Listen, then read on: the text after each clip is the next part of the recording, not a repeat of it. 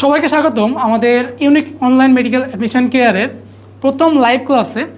যে online medical অ্যাডমিশনের আমরা কি করতে পারি, অনলাইনে তোমাকে কি সার্ভিস দিতে পারি, সেটার আজকে একটা আমরা চমক নিয়ে আসছি। আমাদের প্রথম ক্লাসের টপিক হচ্ছে রক্ত সঞ্চালন। তোমাদের সাথে আছি আমি, তোমাদের অমিত ভাইয়া, পড়াশোনা করতেছি ঢাকা মেডিকেল কলেজ 4th বর্ষে। আজকে আমরা রক্ত সঞ্চালনের ফার্স্ট পার্টটা পড়ব। আমাদের মেডিকেল অ্যাডমিশনের যে অনলাইন ক্লাস, সেটা যাত্রা শুরু করতেছি এখান থেকেই। তো যারা যুক্ত হয়েছো লাইভে তারা আমাকে একটু জানিয়ে দাও যে কে কোথা থেকে যুক্ত হয়েছো এবং সাউন্ড এবং ভিডিও কোয়ালিটি ঠিক আছে কিনা। যদি সব কিছু ঠিক থাকে তাহলে আমরা এক্ষুনি আমাদের ক্লাসটা শুরু করে দিব। শর্ট টাইমে একটা হিউজ সিলেবাস কীভাবে মনে রাখা যায়, একটা হিউজ চ্যাপ্টার কীভাবে মনে রাখা যায়, সেটা নিয়ে আমরা আলোচনা করব।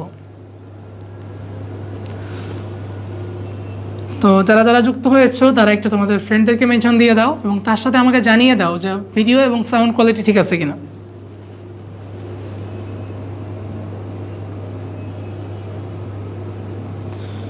সবাই একটু আমাকে জানিয়ে দাও ভিডিও এবং সাউন্ড কোয়ালিটি ঠিক আছে কিনা।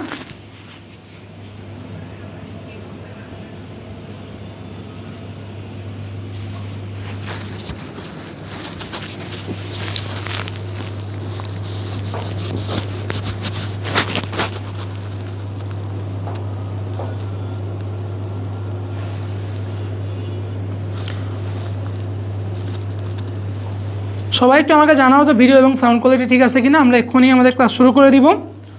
সবাই যুক্ত হয়ে এখানে আমরা ক্লাস শুরু করে দিব।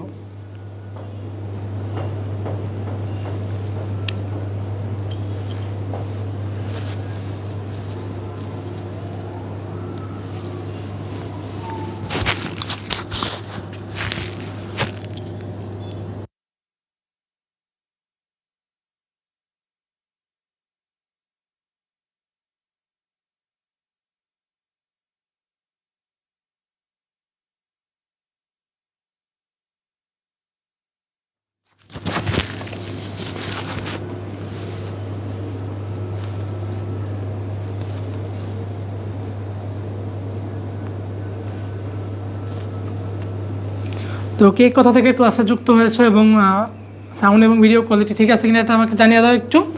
এবং তার সাথে তোমাদের বন্ধুদেরকে মেনশন দিয়ে দাও যারা অলরেডি হয়তো বিভিন্ন জায়গায় তাদের মেডিকেল ভর্তি প্রস্তুতি শুরু করে দিয়েছে অথবা করবে বলে চিন্তা ভাবনা করতেছে।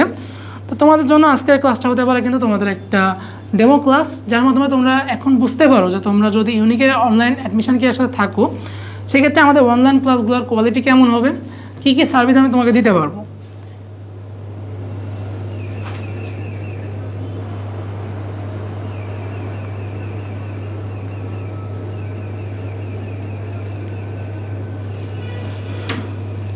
তো একটু আমাকে জানাই দিবা যে সাউন্ড ভিডিও কোয়ালিটি ঠিক আছে কিনা এবং তোমাদের ফ্রেন্ডদেরকে মেনশন দিয়ে দিবা। আমরা খুব দ্রুত ক্লাস শুরু করে দিব। তো কে কোথা থেকে ক্লাসে যুক্ত হয়েছে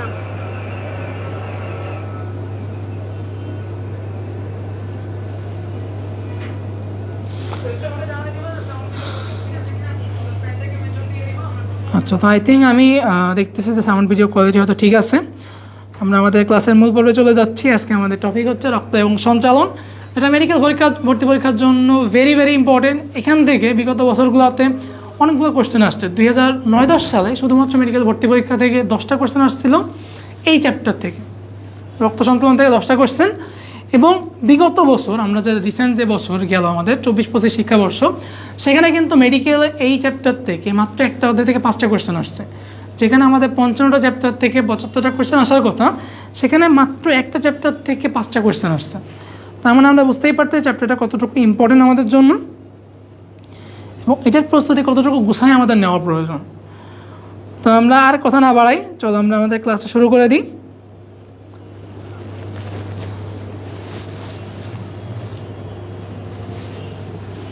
তো আমরা আজকে রক্ত সঞ্চালন দুইটা পার্ট নিয়ে পড়াশোনা করবো, একটা রক্ত, একটা সঞ্চালন। আমাদের দেহের যে সামগ্রিক সংবহন, এই সংবহন তন্ত্র আছে দুইটা। তার মধ্যে প্রধান সংবহন তন্ত্র হচ্ছে রক্ত সংবহন তন্ত্র, যেটা আমাদের সমগ্র দেহে যে বর্জ্য পদার্থগুলো আছে সেগুলো দেহ থেকে বাইরে নিয়ে আসে এবং পুষ্টি উপাদান যেগুলো আছে সেগুলো দেহের বিভিন্ন অঙ্গে পৌঁছায় দেয়। পুষ্টি উপাদান বা আমাদের যে অনাক্রম্যতন্ত্র বা ইমিউনিটির উপাদান, এগুলো আমাদের দেহের বিভিন্ন অংশে পৌঁছে দেয়। তো তার মধ্যে সবচেয়ে প্রধান হচ্ছে রক্ত সংবহন তন্ত্র। আরেকটা আছে হচ্ছে লসিকাতন্ত্র। এখন চিন্তা করো আমাদের রক্ত সংবহন তন্ত্র এটা হচ্ছে বদ্ধ সংবহন তন্ত্র, অর্থাৎ একটা নির্দিষ্ট পাইপলাইন, নির্দিষ্ট একটা পথের মধ্যে দিয়ে রক্ত সঞ্চালিত হচ্ছে। এখন আমি চিন্তা করি, আমি যদি একটা রাস্তার কথা চিন্তা করি, রাস্তার সাইডে ড্রেন আছে, বিভিন্ন আমাদের ড্রেন আছে বা ড্রেনেজ সিস্টেম আছে, এখান দিয়ে ঠিকমতো বর্জ্য পদার্থ চলে যাচ্ছে অন্য জায়গায়, অথবা যে জিনিসগুলো দরকার আমার, রাস্তার ড্রেনের কথা যখন বলছি ময়লা চলে যাচ্ছে এক জায়গা দিয়ে। কিন্তু চিন্তা করো যে রাস্তার উপরে যে ময়লাগুলো আছে, তাহলে আমি যদি মানব দেহের সাথে জিনিসটাকে কম্পেয়ার করি, যে আমার দেহের ওই যে রক্তনালী যেখানে যেখানে আছে, সেখানে সেখানে যে পুষ্টি উপাদান আছে সেগুলো পরিবাহিত হচ্ছে, বর্জ্য পদার্থগুলো পরিবাহিত হচ্ছে। কিন্তু কোষের ফাঁকে ফাঁকে যেখানে কোনো প্রকার রক্তনালী নাই, রক্ত পৌঁছাচ্ছে না, সেখানে যে বর্জ্য পদার্থ বা সেখানে যে পুষ্টি উপাদান যাওয়ার ব্যাপার, সেটা কন্ট্রোল কী করবে? সেটা করবে হচ্ছে আমাদের লসিকাতন্ত্র। আমরা লাস্টের দিকে, আমাদের এই ক্লাসের লাস্টের দিকে লসিকাতন্ত্র নিয়ে বিস্তারিত আলোচনা করব। প্রথমে আলোচনা হচ্ছে আমাদের রক্ত সংবহন তন্ত্র বা রক্ত নিয়ে আলোচনা। তাহলে প্রথম বা সবচেয়ে আমাদের যেটা প্রধান সংবহন তন্ত্র সেটা হচ্ছে রক্ত সংবহন তন্ত্র, এবং লসিকাতন্ত্রকে বলা হয় দ্বিতীয় সংবহন তন্ত্র। তাহলে এখন আসি আমরা আমাদের রক্ত সংবহন তন্ত্রের উপাদান কী কী আছে। টোটাল 3টে উপাদান আছে। কয়টা উপাদান? টোটাল 3টে উপাদান আছে রক্ত সংবহন তন্ত্রের। 3টে উপাদান কী কী? হৃৎপিণ্ড আছে, রক্ত আছে, রক্তবাহিকা আছে। তাহলে আমাদের যে মেইন জেনারেটর, যেটা আমাদের রক্ত সারা দেহে পৌঁছায় দিবে বা সারা দেহ থেকে ব্যাক নিয়ে আসবে, মেইন জেনারেটর হচ্ছে আমাদের হৃৎপিণ্ড। যে হৃৎপিণ্ডে প্রতিবার রক্ত যাচ্ছে, অবিশুদ্ধ রক্ত যায় বিশুদ্ধ হচ্ছে, বিশুদ্ধ রক্ত আবার সারা দেহে সঞ্চালিত হচ্ছে। এইটার জন্য যে একদম সেন্ট্রাল জিনিস বা সেন্ট্রাল পাম্প, সেটা হিসেবে কে কাজ করতেছে? সেটা হিসেবে কাজ করতেছে হচ্ছে হৃৎপিণ্ড। মানে হৃৎপিণ্ড আছে, মেশিন আছে, আমার কি জ্বালানি লাগবে না, বা তার মধ্যে কি একটা জিনিস দেওয়া লাগবে যেটা সংবহিত হবে, সেটা হচ্ছে রক্ত। এবং রক্তটা কোন জায়গাতে সংবাহিত হবে? বিভিন্ন রক্তবাহিকা বা রক্তনালী দিয়ে সংবাহিত হবে। তো এটা হচ্ছে আমাদের রক্ত সংবহন তন্ত্রের মেইন পার্ট। এবার আসো, রক্ত সংবহন তন্ত্র নিয়ে বিভিন্ন বিজ্ঞানী বা বিভিন্ন চিকিৎসক যারা আছেন তারা বিভিন্ন কাজ করে গেছে, যেগুলো আমাদের জন্য কিন্তু মাইলস্টোন। যা আমরা যখন এখন রক্ত নিয়ে বিভিন্ন জিনিস জানতেছি, রক্ত নিয়ে পড়াশোনা করতে পারতেছি, বা সব কিছু আমাদের নাগালের মধ্যে, আমি জানি যে এই রক্তবাহিকাটা এইখান থেকে এখানে যায়, ওইটা ওইখান থেকে যায়, এইটা এখানে রক্ত সাপ্লাই দেয়। তো এগুলো আমরা কি, এই যে আমাদের মানুষগুলো আছে, এরা যদি এই কাজগুলো করে না যেত তাহলে কি আমরা জানতে পারতাম এই জিনিসটা? আমরা কিন্তু জানতে পারতাম না। এই জন্যই আমাদের এই যে জিনিসগুলো, গুরুত্বপূর্ণ অর্জন যারা করছে, গুরুত্বপূর্ণ জিনিস যারা আমাদেরকে দিয়ে গেছে, এদের নামটা জানা লাগবে। এখন আমার কাছে একটা কোশ্চেন আসে যে ভাই, আমি মেডিকেল অ্যাডমিশন দিচ্ছি, আমার কি বিজ্ঞানীর নাম মুখস্থ করা লাগবে? তোমার বিজ্ঞানীর নাম মুখস্থ করার দরকার নাই। তবে সব বিজ্ঞানীর নাম না লাগলেও কিছু কিছু বিজ্ঞানীর নাম আছে যেগুলো কিন্তু মাঝে মাঝে ভর্তি পরীক্ষা চলে আসে। তো আমি যখন তোমাকে প্রিপারেশনটা পুরোপুরি করে দেওয়ার ট্রাই করতেছি, তখন যে জিনিসগুলো আসতে পারে, যে বিজ্ঞানীর নামগুলো আসতে পারে, সেগুলো অবশ্যই আমাকে মনে রাখতে হবে। তবে বিভিন্ন চিকিৎসক আছে, যেমন ফার্স্টেই হচ্ছে আমাদের গ্রিক চিকিৎসক গ্যালেন। সে কী করছে? রক্তনালী দ্বারা রক্ত প্রবাহ এবং ধমনী রক্তশিরার মাধ্যমে যে রক্তের সঞ্চালন, সেটা শনাক্তকরণ করে সর্বপ্রথম। সেটা কী করছে? শনাক্তকরণ করছে। উইলিয়াম হার্ভে, এই লোকটার নাম বারবার আমাদের শুনতে হয়। সেটা হচ্ছে উনি কী করছে, উনি কী ছিলেন, উনি কী করে ফেলছেন? উনি হচ্ছে, এই যে ফার্স্টে বললাম আমরা গ্যালেনের কথা, গ্যালেন কী করছে? সে বিভিন্ন রক্তনালীর মধ্যে দিয়ে রক্ত সঞ্চালন ব্যাখ্যা করছে। এটার ফলে আমার দেহে যে রক্ত সঞ্চালন আছে, সেটা কোন দিক দিয়ে কোন পথে যাচ্ছে, সেগুলোর ব্যাখ্যা বা সেগুলোর যে একটা ম্যাপ, আমার দেহে রক্ত কেমন সঞ্চালিত হচ্ছে, সেই ম্যাপিংটা কী করছে? সেই ম্যাপিংটা করছে হচ্ছে আমাদের উইলিয়াম হার্ভে। তো ফার্স্টে যেহেতু সে ম্যাপিং করছে, আমাদের যে উদ্ভিদ শারীর তত্ত্ব বলে কিছু একটা আছে, এটা সম্পর্কে ব্যাখ্যা দিছে। এই ব্যাখ্যা দেওয়ার জন্যই তাকে বলা হয় মানব শারীরতত্ত্বের জনক। তাহলে আমরা উইলিয়াম হার্ভেকে কী বলবো? উইলিয়াম হার্ভে হচ্ছে মানব শারীরতত্ত্বের জনক। উইলিয়াম হার্ভেকে কী বলবো আমরা? উইলিয়াম হার্ভে হচ্ছে মানব শারীরতত্ত্বের জনক। কী বলবো আমরা? মানব শারীরতত্ত্বের জনক। মানব শারীরতত্ত্বের জনক। তাহলে মানব শারীরতত্ত্বের জনককে, যারা আসলে আমাকে লিখে জানাও কমেন্টে, মানব শারীরতত্ত্বের জনককে। মানব শারীরতত্ত্বের জনক উইলিয়াম হার্ভে। মানব শারীরতত্ত্বের জনক উইলিয়াম হার্ভে। আমরা পড়ছি উদ্ভিদ শারীরতত্ত্বের জনককে। উদ্ভিদ শারীরতত্ত্বের জনক হচ্ছে হেলস। উদ্ভিদ শারীরতত্ত্বের জনক হচ্ছে হেলস। মানব শারীরতত্ত্বের জনককে উইলিয়াম হার্ভে। পরেই আমরা চলে আসছি হেলসের কথায়। হেলসকে কী বললাম? উদ্ভিদ শারীরতত্ত্বের জনক। তার সাথে আরেকটা কাজ সে করছে, সর্বপ্রথম রক্তচাপ পরিমাপ করেন। আমাদের রক্তচাপ, আমরা এখন বিভিন্ন রোগ হয়ে দেয়, ডাক্তারের চেম্বারে আগে কী করি? কম্পাউন্ডার যারা থাকে তারা আমাদের রক্তচাপ পরিমাপ করে, যে হাই প্রেশার নাকি লো প্রেশার। তো এই যে রক্তচাপ, এটা সর্বপ্রথম পরিমাপ কে করছে? সর্বপ্রথম স্টিফেন হেলস করছে। যে মানব দেহের রক্তচাপ সর্বপ্রথম পরিমাপ কে করেন? Stephen Hales. রক্তচাপ স্টিফেন হেলস। এখন আসে আমাদের রক্তে কী কী বৈশিষ্ট্য আছে, মানে রক্তে কী কী পাই, কী কী থাকে রক্তে। প্রথম কথা, রক্ত লাল বর্ণের। রক্ত কার জন্য লাল বর্ণের হয়? রক্ত কিসের জন্য লাল বর্ণের হয়? রক্তে হিমোগ্লোবিন থাকার জন্য লাল বর্ণের হয়। মানুষের ক্ষেত্রে রক্ত লাল বর্ণের। যদি আমি তোমাকে কোশ্চেন করি আর্থ্রোপোডার ক্ষেত্রে রক্ত কেমন, আর্থ্রোপোডার ক্ষেত্রে রক্ত সাদা বর্ণের। যদিও আমরা এখানে ওইভাবে কোশ্চেনটা দেখি নাই, তারপরেও যদি কোশ্চেন আসে তাহলে আমরা বলতে পারবো আর্থ্রোপোডার রক্ত সাদা বর্ণের, মানব দেহের রক্ত লাল বর্ণের। কিসের জন্য লাল বর্ণের? হিমোগ্লোবিনের জন্য। কিসের জন্য লাল বর্ণের? হিমোগ্লোবিনের জন্য। মানব দেহের রক্ত লাল বর্ণের হিমোগ্লোবিনের জন্য। সামান্য ক্ষারীয় থাকে, তাহলে ক্ষারীয় বললেই আমার কথা আসবে হচ্ছে পিএইচের কথা। রক্তের পিএইচ কত? রক্তের পিএইচ 7.4। রক্তের পিএইচ কত? রক্তের পিএইচ 7.4। যদি আমি এক্স্যাক্ট মান চাই 7.35 থেকে 7.45, তাহলে রক্তের পিএইচ কত? সবাই একটু কমেন্ট করে জানাও আমাকে। সবার কমেন্ট দেখবো, সবার প্রবলেমগুলো শুনবো। রক্তের পিএইচ হচ্ছে 7.4। যদি আমি অ্যাকচুয়াল মান বলতে চাই 7.35 থেকে 7.45। আচ্ছা, সামান্য ক্ষারীয়, পানির চেয়ে ভারী। তাহলে পানির চেয়ে ভারী মানে কি? তার একটা আপেক্ষিক গুরুত্ব আছে যেটা পানির থেকে বেশি। পানির আপেক্ষিক গুরুত্ব কত? 1.00। রক্তের ক্ষেত্রে হবে আমাদের 1.065। তাহলে পানির থেকে বেশি, আপেক্ষিক গুরুত্ব পানির থেকে বেশি, পানির থেকে ভারী, পানিতে ডুবে যাবে রক্ত। আঠালো তরল যোজক কলা। রক্ত কি? রক্ত একটা তরল যোজক কলা। রক্ত কি? রক্ত হচ্ছে তরল যোজক কলা। রক্ত তরল যোজক কলা। আচ্ছা, পরিমাণ আমাদের আজমলসারা নিউ এডিশনে আগে 5 থেকে 6 লিটার ছিল, যেটা চেঞ্জ হয়ে কি আসছে 4 থেকে 6 লিটার। তোমাদের সাথে এই নিয়ে একটা সুন্দর অভিজ্ঞতা শেয়ার করি। আমার পরীক্ষার সময় এমসিকিউ আসছিল একটা। এমসিকিউটা ছিল হচ্ছে কেমিস্ট্রি রিলেটেড। তো ওই এমসিকিউতে আমি যখন সলভ করতে যাই, আমি দেখছি যে হাজারি স্যারের বইতে যে ইনফরমেশনটা দেওয়া আছে আমি সেটা পাচ্ছি না। কোয়েশ্চেনটা কেমন ছিল? নিচের কোন টপিকটা সঠিক নয়, নিচের কোনটা সঠিক নয়। যখন আমাকে সঠিক নয় বলবে, আমি ফার্স্টে কী খুঁজবো? যে হাজারি স্যারের বইতে এটা পাইছি, তাই এটা সঠিক নয় হবে না। কোনটা সঠিক নয়, হাজারি স্যারের বইতে পাইনি মানে কি এটা সঠিক নয়। আমার ফার্স্টে মনে আসবে ওইটা। হাজারি স্যারের বইতে নাই, এটা আজমল স্যারের বইতে নাই, বা ইসাক স্যারের বইতে নাই, মানে সঠিক নয়। কিন্তু পরে যখন আমি এক্সাম হল থেকে বেরোয় আসি, তারপরে দেখি ওই জিনিসটা কবির স্যারের বইতে রাইট দেওয়া আছে। এটা কবির স্যারের ইনফরমেশন। এই জন্য যখনই আমরা পড়াশোনা করব, একদম আপডেটেড ইনফরমেশান পড়বো। কারণ প্রতি বছর মেডিকেলে আপডেটেড ইনফরমেশান দেয়, অন্যান্য রাইটারের ইনফরমেশান যদি পড়িও সেটা কম্পেয়ার করে পড়বো। আচ্ছা, তাহলে রক্তের পিএইচ কত? রক্তের পিএইচ 7.4। রক্তের পরিমাণ 4 থেকে 6 লিটার। মহিলাদের ক্ষেত্রে রক্তটা একটু কম, 4 থেকে 5 লিটার।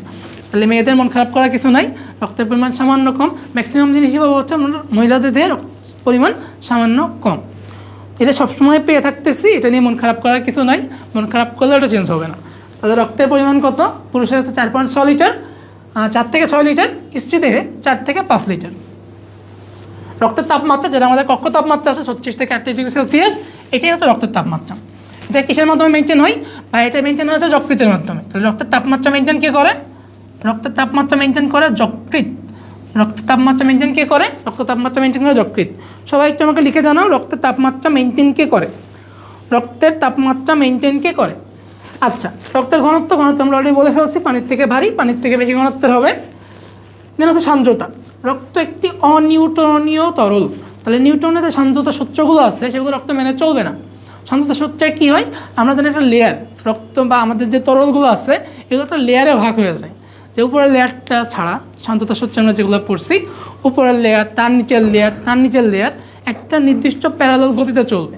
রক্ত এরকম গতিতে চলে না, রক্তের সবগুলো লেয়ার সেমভাবে চলে, এবং এইভাবে কিন্তু আমাদের রক্তচাপটা মেনটেন হয়। তাহলে রক্ত অনিউটনীয় তরল, সেটা রক্তচাপ বা সেটা সূত্র নিউটনের সূত্র মেনে চলবে না। আচ্ছা, লাস্টে আপেক্ষিক সান্দ্রতা 4.6। রক্তের আপেক্ষিক সান্দ্রতা কত? 4.6। ওকে, আরও কোনো কোশ্চেন আছে? কোশ্চেন থাকলে আমাকে কমেন্টে জানাও। ওকে, তাহলে আমরা পরে যাচ্ছি। রক্তের কার্যাবলী। আমাদের রক্ত কেন লাগে? আমাদের বডির জন্য রক্ত কেন লাগে? কেন রক্ত নিয়ে এত কিছু? যখন আমরা বাংলা সিনেমাগুলো দেখি, ওখানে কী হয়? অ্যাক্সিডেন্ট হয়, হিউজ পরিমাণ রক্ত চলে যায়, সবাই চলে আসে রক্ত দেওয়ার জন্য। অথবা মাঝে মাঝে দেখা যায় কি একটা রেয়ার গ্রুপের রক্ত আছে যেটার জন্য কোনো গ্রাহক পাওয়া যায় না, পরে নায়ক নায়িকাদের রক্ত দিতে চলে আসে, অথবা নায়িকা নায়ক রক্ত দিতে চলে আসে। তাই রক্ত যে এত গুরুত্বপূর্ণ জিনিস যে সব জায়গায় লাগবেই। আমাদের যে কোনো কাজে, যে কোনো জায়গায়, বডির যে কোনো সমস্যায় ফার্স্টে আসবে রক্ত। তুমি ডাক্তারের কাছে যাবা যে কোনো রোগ নিয়ে, তোমাকে ফার্স্টে দিবে তুমি রক্ত পরীক্ষা করে আসো। তার মানে আমাদের সব কিছু শুরু হয় রক্ত দিয়ে, শেষ হয় রক্ত দিয়ে। তাহলে রক্ত অনেক গুরুত্বপূর্ণ। এখন আসি যে গুরুত্বপূর্ণ কী কী আছে, কী কাজ আছে, কাজগুলো দেখে নিব এখন। শ্বসন, গ্যাস পরিবহন। আমার বডিতে শক্তির জন্য কি দরকার? শ্বসন দরকার। সেই শ্বসনে যে অক্সিজেন প্রয়োজন হবে সেটাও দিবে হচ্ছে রক্ত, পরিবহন করে নিয়ে যাবে। সেখান থেকে কার্বন ডাইঅক্সাইড তৈরি হবে, সেটাও বাইরে বের করে দিবে রক্ত। আচ্ছা, এখানে একটা জিনিস আচ্ছা আমরা একটু পরে বলতেছি, ওটা খাদ্যবস্তু পরিবহন। আমরা অলরেডি কিন্তু ফার্স্টে থেকে বলে আসছি, বিভিন্ন পুষ্টি উপাদান সেগুলো আমাদের বিভিন্ন কোষে পৌঁছে দিবে রক্ত, এবং সেখান থেকে যে বর্জ্য পদার্থগুলো তৈরি হবে সেগুলো দেহের বাইরে পৌঁছে দিবে কে? রক্ত। আচ্ছা, তাহলে বিভিন্ন বর্জ্য পদার্থ পরিবহন তাপমাত্রা রক্ষা করে। তাপমাত্রার কথা অলরেডি আমরা বললাম, যকৃতের মাধ্যমে আমাদের সারা বডি তাপমাত্রা রক্ষা করে। বিভিন্ন রোগ জীবাণুর প্রতিরোধ, আমরা যখন এরপরে সে রক্তকণিকা পড়ব, সেই রক্তকণিকাকে বলা হয় আমাদের দেহের আণুবীক্ষণিক সৈনিক।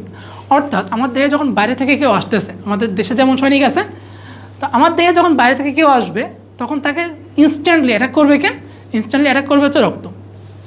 এই জন্য রক্তকে কী বলা হয়? রক্তকে বলা হয় দেহের আণুবীক্ষণিক সৈনিক। এর মাধ্যমে রোগ জীবাণু প্রতিরোধ করে। সঞ্চয় ভাণ্ডার, দেহের সঞ্চয় ভাণ্ডার, আমাদের দেহে প্লাজমা প্রোটিনের একটা বড় সঞ্চয় ভাণ্ডার হিসেবে কাজ করে কিন্তু রক্ত। প্লাজমা প্রোটিনের সঞ্চয় ভাণ্ডারকে রক্ত। রক্তক্ষরণ প্রতিরোধ করবে। আমাদের বিভিন্ন তঞ্চন ফ্যাক্টর আছে, ক্লটিং ফ্যাক্টর আছে, তার মধ্যে রক্তক্ষরণ প্রতিরোধ করে রক্ততঞ্চনে সাহায্য করবে। হোমিওস্ট্যাসিস, হোমিওস্ট্যাসিস মানে কি? আমি যে এখন সুস্থ আছি, আমরা সুস্থ বলতে কী বুঝি? যে আমার দেহে কোনো ধরনের ইরিটেশন, আমার কোনো খারাপ লাগা এগুলো হচ্ছে না, আমার কোনো জায়গায় ব্যথা এগুলো আমি ফিল করতেছি না, এটা হচ্ছে সুস্থ থাকা। তো এই একটা অবস্থা আমরা একদম খাঁটি বাংলা বা স্বাভাবিকভাবে বলতে পারি। সুস্থতা বলতে আমরা যেটা বুঝি, এই জিনিসটা মেনটেন করে কিন্তু কে? রক্ত করে। এবং অলরেডি আমি বলে ফেলছি, তুমি ডাক্তারের কাছে যখনই যাবা যে কোনো রোগ নিয়ে, ডাক্তার ফার্স্টে বলবে তোমাকে ব্লাড টেস্ট করে আসতে, রক্ত পরীক্ষা করে আসতে। তাহলে বিভিন্ন রোগ নির্ণয়ের জন্য আমাদের রক্ত একটা গুরুত্বপূর্ণ ভূমিকা পালন করে।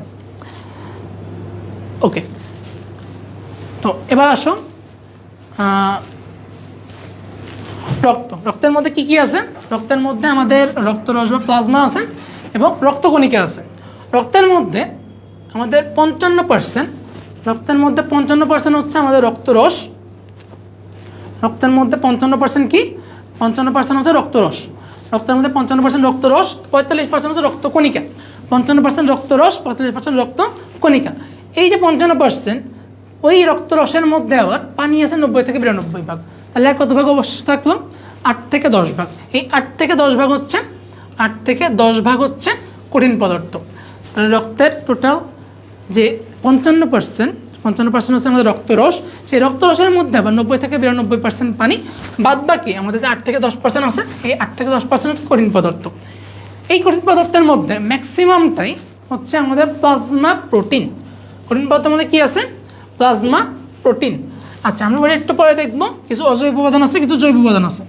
জৈব উপাদানের মধ্যে আছে আমাদের প্লাজমা প্রোটিন, বিভিন্ন নাইট্রোজেন ঘটিত পদার্থ বা বিভিন্ন অন্য সঞ্চিত পদার্থ।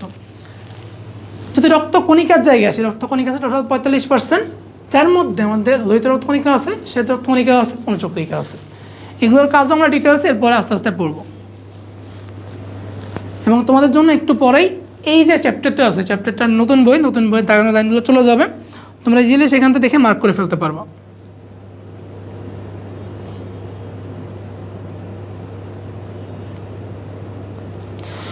সাদিয়া আক্তার বলছে ক্লাস কখন থেকে হচ্ছে? ক্লাস হচ্ছে 7:30 থেকে। আমরা আজকে একটু লেট করে ফেলছি। পরের আমাদের প্রতিদিন রুটিন ওয়াইজ পেজে দেওয়া হবে ক্লাস কখন হবে, কোন টিচার ক্লাস নেবেন।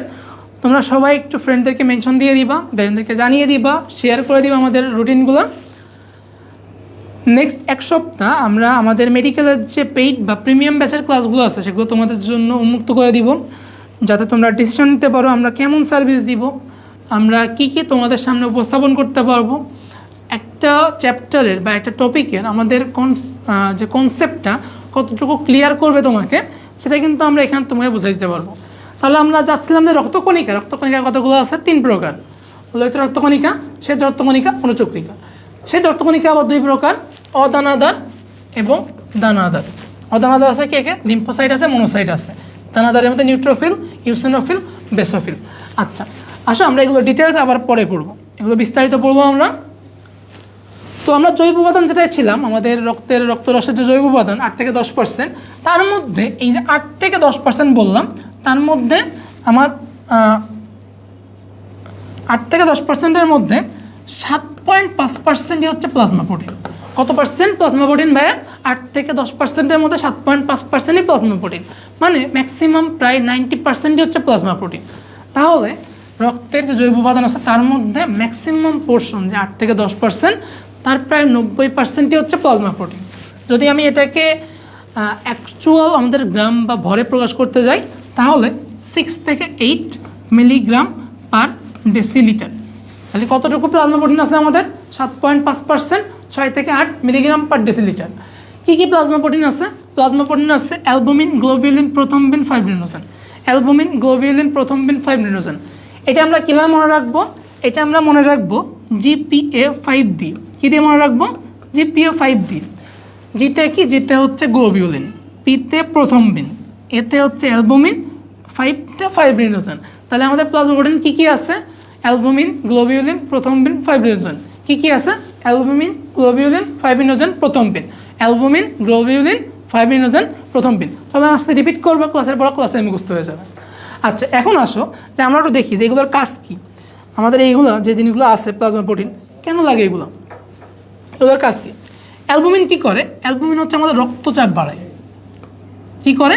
আমাদের রক্তচাপ, যেটা আমরা আগেই পড়লাম, রক্তচাপ একটা গুরুত্বপূর্ণ জিনিস, রক্তচাপটা বাড়ায়।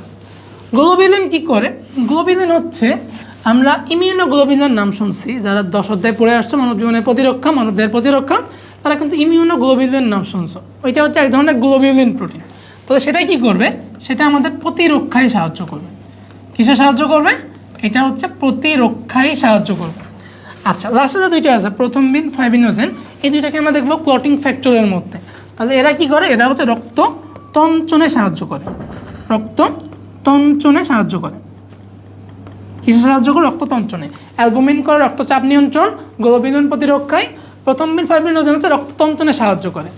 আচ্ছা, আমাদের প্রোটিনবিহীন যে নাইট্রোজেন জাতীয় পদার্থগুলো আছে, পরীক্ষার প্রশ্নে আসে কোনটা প্লাজমা প্রোটিন, কোনটা প্লাজমা প্রোটিন নয়, কোনটা নাইট্রোজেন জাতীয় প্রোটিন বা নাইট্রোজেন জাতীয় পদার্থ অথবা পদার্থ নয়। তাহলে রক্তের নাইট্রোজেন জাতীয় পদার্থ কী কী আছে? ইউরিয়া আছে, ইউরিক অ্যাসিড আছে, ক্রিয়েটিনিন, জ্যান্থিন, হাইপোজ্যান্থিন, অ্যামোনিয়া। কীভাবে মনে রাখবো এগুলো? আমরা হাইজ্যাক দিয়ে মনে রাখতে পারি। কী দিয়ে মনে রাখবো? হাইজ্যাক দিয়ে। কী দিয়ে মনে রাখবো? হাইজ্যাক দিয়ে নাইট্রোজেন ঘটিত পদার্থগুলো মনে রাখতে পারবো। হাতে কি? হাতে হচ্ছে হাইপোজ্যান্থিন, আতে হচ্ছে অ্যামোনিয়া, ইতে ইউরিয়া, ইউরিক অ্যাসিড, জেতে জ্যান্থিন, কতে ক্রিয়েটিনিন। তাহলে আমার সাথে বলো কী কী আছে নাইট্রোজেন জাতীয় পদার্থ? হাইজ্যাক আছে, hypoxanthine, ammonia, urea, uric acid, xanthine এবং লাস্টে কী বললাম? কতে ক্রিয়েটিনিন। কতে কি? কতে ক্রিয়েটিনিন। আচ্ছা, এগুলো হচ্ছে আমাদের অবশ্যই হরমোন রক্তের তাপমাত্রা রক্ষা করে, তবে মেইন সোর্স হচ্ছে যকৃৎ। যকৃতে সব কিছু নিয়ন্ত্রণ হয় এবং যকৃৎ থেকেও কিন্তু হরমোন আছে রক্তচাপ নিয়ন্ত্রণের। আচ্ছা, আর বাদ বাকি অন্যান্য কিছু জৈব বস্তু থাকে আমাদের, যেমন এনজাইম থাকে, বিলিরুবিন থাকে, বিলিভার্ডিন থাকে, এগুলো আমরা বিস্তারিত একটু পরেই পড়বো সবগুলোর মধ্যে যে। ওকে, এবার আসি আমরা আমাদের রক্তরস বা প্লাজমা। আমরা অলরেডি বলে ফেলছি রক্তের 55% হচ্ছে রক্তরস বা প্লাজমা। যদি আমরা কোনো সেন্ট্রিফিউশন যন্ত্র বা সেন্ট্রিফিউগাল যন্ত্রে রক্তকে দিয়ে দিই এবং সেটাকে প্রতি মিনিটে 3000 বার ঘোরাই, তাহলে আমরা দুইটা লেয়ারে ভাগ পাবো। সেখানে রক্তরস উপরের দিকে থাকবে হালকা হলদে পদার্থ, হালকা হলদে পদার্থ যেটা হচ্ছে রক্তরস বা প্লাজমা, সেটা পাবো কত পার্সেন্ট? আমরা 55%। কত পার্সেন্ট? 55%। তাহলে বর্ণ কেমন বললাম? হালকা হলুদ বর্ণে। তোমরা যদি এখন গুগলে সার্চ দিতে চাও, অথবা আমাদের বইতে দেওয়া আছে, সামনে বই খুলে বসে পড়ো, বইতে দেখতে পাবো হালকা হলুদ বর্ণের উপরে 55% রক্তরস বা প্লাজমা আছে। একজন পূর্ণবয়স্ক মানুষের দেহে প্রায় 3 লিটার। আমি যদি চিন্তা করি এখন যে 60%, 55% যেহেতু দেওয়া আছে, 60% 5 লিটার রক্ত থাকলে আমাদের এভারেজ, তার থেকে 3 লিটার হচ্ছে প্লাজমা। 3 লিটার প্লাজমা থাকে যা দেহের ওজনের 5%। কত পার্সেন্ট? 5%। রক্তরসে প্রোটিনের ঘনমাত্রা আমরা কিন্তু অলরেডি এটা পড়ে ফেলছি। প্লাজমা প্রোটিনের ঘনমাত্রা 6 থেকে 8 মিলিগ্রাম গ্রাম পার ডেসিলিটার অথবা 7 গ্রাম পার ডেসিলিটার, টোটাল 7.5%। রক্তরসের পিএইচ কত? 7.4। আমাদের বইয়ে ডিরেক্ট দেওয়া আছে রক্তের পিএইচ 7.4। রক্তের পিএইচ 7.4 মানে কিন্তু রক্তরসেরও পিএইচ 7.4, লসিকারও পিএইচ 7.4। আচ্ছা, আপেক্ষিক ঘনত্ব এটা একটু কম হবে কেন? কারণ এখানে রক্তকণিকা নাই, ভারী যে কণিকা বা কোষ সেগুলো নাই। তাহলে 1.025। রক্তের ক্ষেত্রে আমরা কত পড়ছি সবাই একটু লিখে জানাও তো আমাকে। রক্তের ক্ষেত্রে আমরা রক্তের আপেক্ষিক ঘনত্ব কত পড়ছি? রক্তের ক্ষেত্রে রক্তের ঘনত্ব আমরা কত পড়ছি সবাই একটু লিখে জানাও আমাকে। আচ্ছা, রক্তরসের কাজ কী কী? রক্তরস এটা কি একটা তরল পদার্থ। রক্তরসটা কি একটা তরল পদার্থ। রক্তরস তরল পদার্থ কী করবে এটা? এটা হচ্ছে রক্তের তরলতা বজায় রাখবে। রক্তের কী বজায় রাখবে? রক্তের তরলতা বজায় রাখবে, পানির সাম্যতা বজায় রাখবে। এখানে আসো সবাই খেয়াল করো, যেটা আমাদের মেইন প্রবলেম হয় বা ভুল যায়, অম্লক্ষারের ভারসাম্য এবং পিএইচ নিয়ন্ত্রণ। অম্লক্ষারের ভারসাম্য আর কি? পিএইচ নিয়ন্ত্রণ। অম্লক্ষারের ভারসাম্য, পিএইচ নিয়ন্ত্রণ। এখানে যদি হাইড্রোজেন প্লাসের ফর্মতে দেওয়া আছে বা পিএইচ নিয়ন্ত্রণ, এটা কী করে? রক্ত করে। রক্তের মধ্যে বাফার হয়, বাফারের ফলে সে পিএইচ নিয়ন্ত্রণ করতে পারে বা অম্লক্ষারের বা ঘনত্ব নিয়ন্ত্রণ করতে পারে। তো এই যে অম্লক্ষারের ভারসাম্য, এটা নিয়ে অনেকগুলো কোয়েশ্চেন হতে পারে আমাদের, এবং বিগত বছরে মেডিকেলেও এই ধরনের কোয়েশ্চেন আসছে। জিজ্ঞেস করছিলাম। আচ্ছা, ক্লাসের পিডিএফ দেওয়া হবে কিনা? সবার সামনে বই নিয়ে বসে পড়ো। ক্লাসের পিডিএফ আমাদের দাগানো বই পিডিএফ দেওয়া হবে, 4 কালিতে দাগানো বই, বিভিন্ন জায়গায় ইম্পর্টেন্ট তথ্য, বিগত বছরে মেডিকেল আসার তথ্যগুলো সবগুলোর দাগানো বই 4 কালিতে পিডিএফ দেওয়া হবে, তোমাদের জন্য মোটামুটি এনাফ।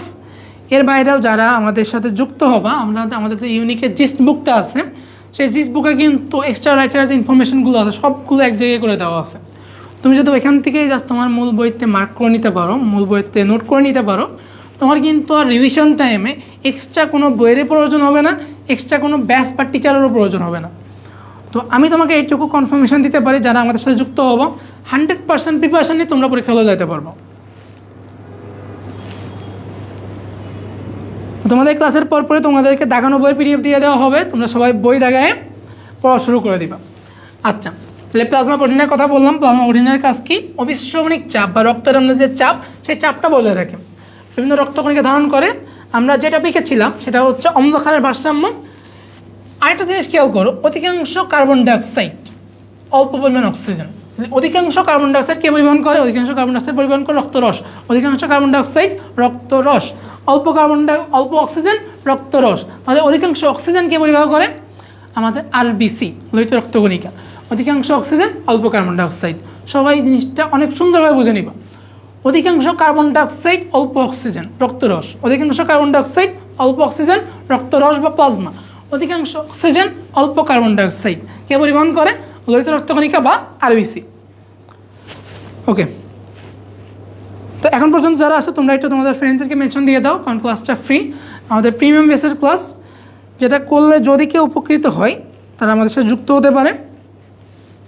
ওকে, তাহলে যে কথাটা বলতেছিলাম, অম্লক্ষারের ভারসাম্য রক্ষা। অম্লক্ষারের ভারসাম্য রক্ষা কে করতেছে? যোজক কলার মধ্যে রক্ত বাফার অম্লক্ষারের প্রতিরক্ষা বা পিএইচ নিয়ন্ত্রণ করে। এখন যদি আমি তোমাকে কোশ্চেন করি, কোন অঙ্গ, আমাদের কোন অঙ্গ অম্লক্ষারের ভারসাম্য নিয়ন্ত্রণ করে বা পিএইচ নিয়ন্ত্রণ করে? অঙ্গের কথা বললে কি আসবে? অঙ্গের কথা বললে আগে আসবে হচ্ছে ফুসফুস এবং বৃক্ক। তাহলে কোন অঙ্গ আমাদের অম্লক্ষার এবং পিএইচ দুইটাই নিয়ন্ত্রণ করে? একটা হচ্ছে ফুসফুস আর একটা হচ্ছে বৃক্ক। ফুসফুস আর কে? ফুসফুস আর বৃক্ক। এবং যদি আমি এখান থেকে অঙ্গের বাইরে যাই, যদি অঙ্গাণুর কথা বলি, অঙ্গাণুর কথা বললে কিন্তু জিনিসটা একটু সেপারেট হয়ে যাবে। ধরো আমি যে তোমাকে এখন বলি, একটা কোম্পানি, ধরো একটা কি কোম্পানি? একটা জুস তৈরির কোম্পানি। তাহলে জুস তৈরি যখন বলবো কে কে করে? জুস তৈরি অনেকগুলো কোম্পানি করতে পারে। কিন্তু এখন যদি আমি বলি যে জুসটাকে প্যাকেটে ভরে কে আর প্যাকেট তৈরি করে কে, তাহলে কিন্তু আলাদা হয়ে যাচ্ছে। তার মানে কোম্পানির লোকজন আলাদা হয়ে যাচ্ছে। সো আমাদের যখন একটা অঙ্গ বলবো, অঙ্গ অনেক বড় একটা জিনিস, সিস্টেমের পার্ট, একটা বড় জিনিস। যখন এখান থেকে অঙ্গাণুতে যাব, অঙ্গাণুর ক্ষেত্রে কী হবে? অঙ্গাণুর ক্ষেত্রে আমাদের কিন্তু একটা অঙ্গাণুর কাজ ভিন্ন। সেম কাজ যদি দুইটা অঙ্গাণু করে, সেক্ষেত্রেও একটা অঙ্গাণুর কাজ ভিন্ন। তাহলে যখন আমি অঙ্গাণুর ক্ষেত্রে বলবো পিএইচ নিয়ন্ত্রণ কে করে, পিএইচের ক্ষেত্রে হবে কোষ গহ্বর। পিএইচ নিয়ন্ত্রণ কোন অঙ্গাণু করে? কোষ গহ্বর। কে করে? কোষ গহ্বর। এটা কিন্তু 2021-22 মেডিকেল কোশ্চেন, 2021-22 মেডিকেল কোশ্চেন। এবং যখন আমাকে বলা হবে অম্লক্ষারের ভারসাম্য কে নিয়ন্ত্রণ করে, অম্লক্ষারের ভারসাম্য, অম্লক্ষারের ভারসাম্য এটা হচ্ছে আমাদের সাইটোপ্লাজম। অম্লক্ষারের ভারসাম্য কে নিয়ন্ত্রণ করে? সাইটোপ্লাজম। পিএইচ নিয়ন্ত্রণ কে? পিএইচ নিয়ন্ত্রণ হচ্ছে কোষ গহ্বর, অম্লক্ষারের ভারসাম্য সাইটোপ্লাজম। পিএইচ কোষ গহ্বর, অম্লক্ষারের ভারসাম্য সাইটোপ্লাজম। তাহলে আমাকে একটু সবাই বলো তো, রক্তের তারল্য রক্ষা কে করে? রক্তের তারল্য রক্ষা কে করে? সবাই আমাকে একটু বলো, রক্তের তারল্য রক্ষা কে করে? রক্তের তারল্য রক্ষা কে করে? এবার আমরা ডিরেক্ট চলে যাচ্ছি রক্তকণিকাতে। আমাদের 3 ধরনের রক্তকণিকা আছে, আরবিসি বা লোহিত রক্তকণিকা, ডাব্লিউবিসি বা শ্বেত রক্তকণিকা এবং অনুচক্রিকা। এর অনেকগুলো নাম দেওয়া আছে, সবগুলো নাম এখানে দেওয়া আছে। যদি এখান থেকে এক্সট্রা কোনো নাম চলে আসে আমাদের পরীক্ষায়, সেটাও কিন্তু আমরা অ্যান্সার করতে পারবো। ওকে, তো এবার আসে আমরা রক্তকণিকা, লোহিত রক্তকণিকা, শ্বেত রক্তকণিকা, অনুচক্রিকা। ওকে, তো লোহিত রক্তকণিকা এটা আমরা জানি এরিথ্রোসাইট বলা হয়, পরিণত লোহিত রক্তকণিকাকে বলা হয় এরিথ্রোসাইট। অপরিণত যেটা সেটাকে বলা হয় এরিথ্রোব্লাস্ট। তার মানে একদম শুরুতে যেটা হবে অপরিণত লোহিত রক্তকণিকা সেটাকে বলা হয় এরিথ্রোব্লাস্ট, পরিণতটা হচ্ছে এরিথ্রোসাইট। এখানে আমাদের 3টা ভিটামিন প্রয়োজন হয়, স্পেশালি 3টা ভিটামিন। ভিটামিন B3 যেটাকে বলা হয় বায়োটিন, ভিটামিন B3কে বলা হয় বায়োটিন, ভিটামিন B9 যেটাকে বলা হয় ফলিক অ্যাসিড, এবং সবচেয়ে বেশি ইম্পর্টেন্ট যেটা ভিটামিন B12 যেটাকে বলা হয় কোবালামিন বা সায়ানোকোবালামিন। আমাদের কিন্তু যখন আমরা 3 অধ্যায় পড়বো, আমরা পরিপাক শ্বসন পড়বো, এখানে আমাদের আছে কতক্ষণ ক্লাস হবে? ক্লাসটা আমরা আজকে আমাদের এই চ্যাপ্টার হাফ পার্ট শেষ করে যতক্ষণ লাগে ততক্ষণ ক্লাস নিব। পিএইচ নিয়ন্ত্রণটা বুঝি নাই। পিএইচের ক্ষেত্রে যদি আমাদেরকে বলা হয় যে কোন অঙ্গ পিএইচ নিয়ন্ত্রণ করবে, অঙ্কের ক্ষেত্রে হচ্ছে আমরা বৃক্ক বা ফুসফুস দিব। যখন কোন কলা বলবে, তরল যোজক কলার ক্ষেত্রে রক্তম। এবং যখন অঙ্গাণুর কথা বলবে, অঙ্গাণুর ক্ষেত্রে পিএইচ নিয়ন্ত্রণ করে কে? কোষ গহ্বর। অঙ্গাণুর ক্ষেত্রে পিএইচ কে নিয়ন্ত্রণ করে? কোষ গহ্বর নিয়ন্ত্রণ করে। আচ্ছা, তাহলে আমরা কি বললাম?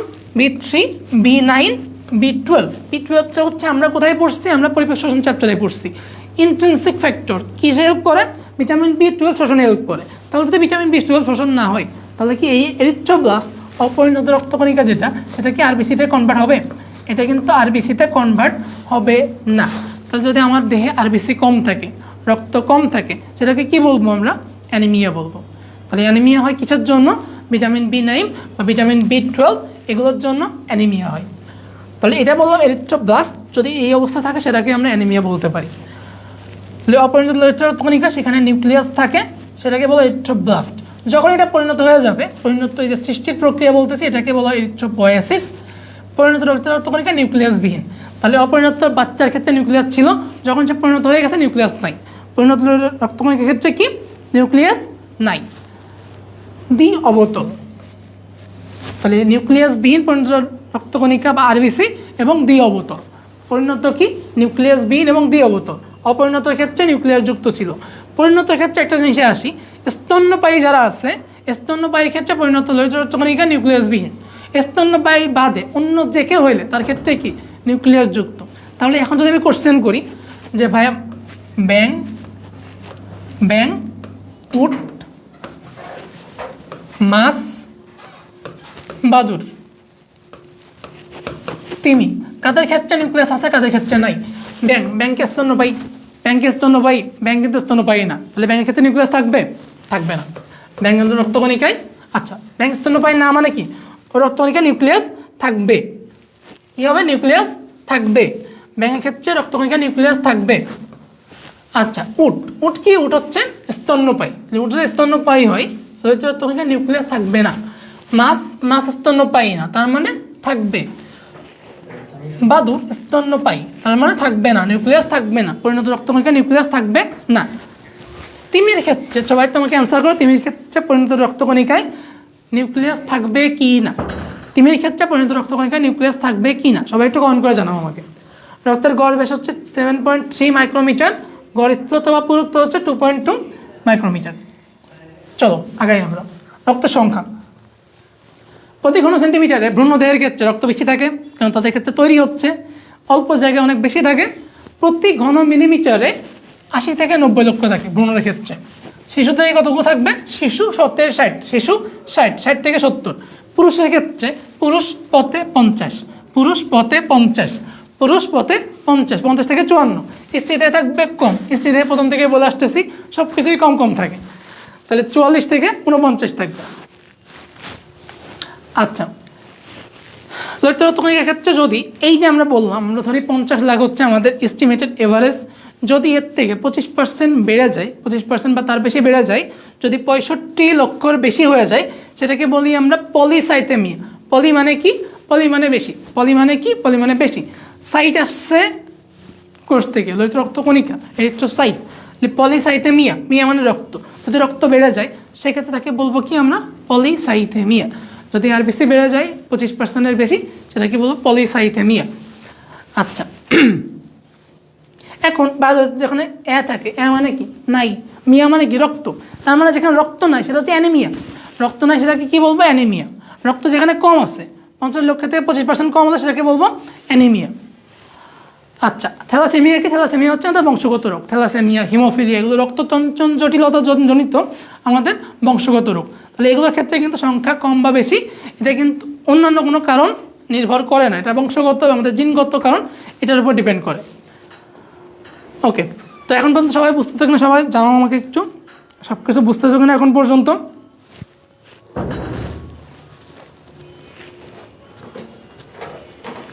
ওকে, তো পরিণতি হচ্ছে আমাদের প্রতি 60 সেকেন্ডে সমগ্র দেহে রক্ত একবার,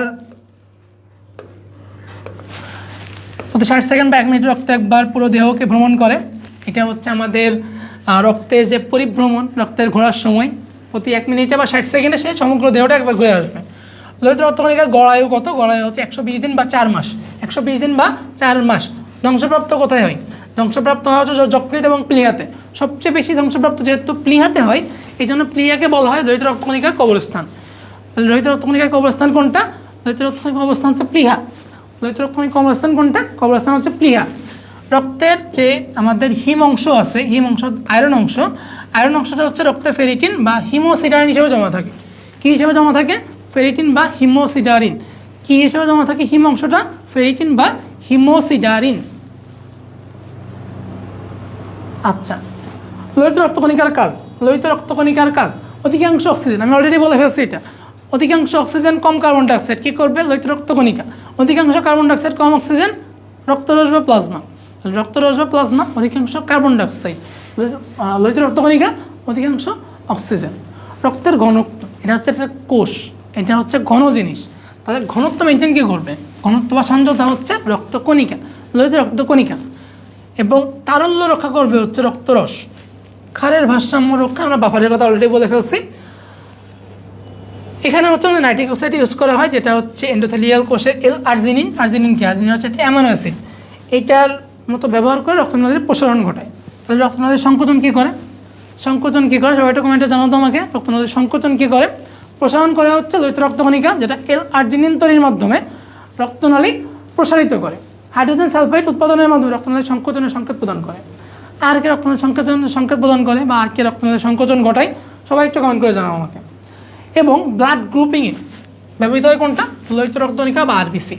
ব্লাড গ্রুপিংয়ে সাহায্য করে কে? আরবিসি বা লোহিত রক্তকণিকা। ব্লাড গ্রুপিংয়ে সাহায্য করবে কে? আরবিসি বা লোহিত রক্তকণিকা। ব্লাড গ্রুপিংয়ে কে সাহায্য করে? সবাই একটু কমেন্ট করে জানাও আমাকে। আরবিসি বা লোহিত রক্তকণিকা। শ্বেত রক্তকণিকা, এটা হচ্ছে আমাদের, আমি অলরেডি বলে ফেলছি, মোবাইল ডিফেন্সিভ ইউনিট বা আমাদের যে আণুবীক্ষণিক সৈনিক সেইটা হিসেবে কাজ করে। কী হিসেবে কাজ করে? মোবাইল ডিফেন্সিভ ইউনিট বা আণুবীক্ষণিক সৈনিক, ভ্রাম্যমান প্রতিরক্ষাকারী একক। এর মধ্যে সবচেয়ে বড় কোষটা হচ্ছে মনোসাইট। ফ্যাগোসাইটোসিস প্রক্রিয়ায় লোহিত রক্তকণিকা, শ্বেত রক্তকণিকা আমাদের জীবাণু ধ্বংস করে। কী প্রক্রিয়ায় জীবাণু ধ্বংস করে? সাইটোসিস প্রক্রিয়ায়। প্রতি ঘন মিলিমিটার রক্তে 4 থেকে 11,000 পর্যন্ত লোহিত শ্বেত রক্তকণিকা থাকতে পারে শিশুদের ক্ষেত্রে, এবং অসুস্থদের ক্ষেত্রে শ্বেত রক্তকণিকার পরিমাণ বেড়ে যায়। লোহিত এবং শ্বেত রক্তকণিকার পরিমাণ 600:1, মানে যদি একটা জায়গায় 600টা লোহিত রক্তকণিকা থাকে, সেখানে একটা শ্বেত রক্তকণিকা থাকবে। টোটাল সংখ্যা হিসাব করলে আমাদের অনুপাতটা আসে 600:1। এদের গড়ায়ু হচ্ছে 1 থেকে 15 দিন। সবগুলো মিলে বলা হচ্ছে গড়ায়ু কতদিন? 1 থেকে 15 দিন। কতদিন? 1 থেকে 15 দিন। আচ্ছা, থ্যালাসেমিয়া জেনেটিক রোগ নাকি? হিমোফিলিয়া, থ্যালাসেমিয়া দুইটাই হচ্ছে জেনেটিক রোগ। যখন আমরা জিনতত্ত্ব বিবর্তন করবো তখন কিন্তু এটা সম্পর্কে বিস্তারিত জানতে পারবো। আচ্ছা, তো অলরেডি আমরা অনেকক্ষণ ক্লাস করে ফেলছি।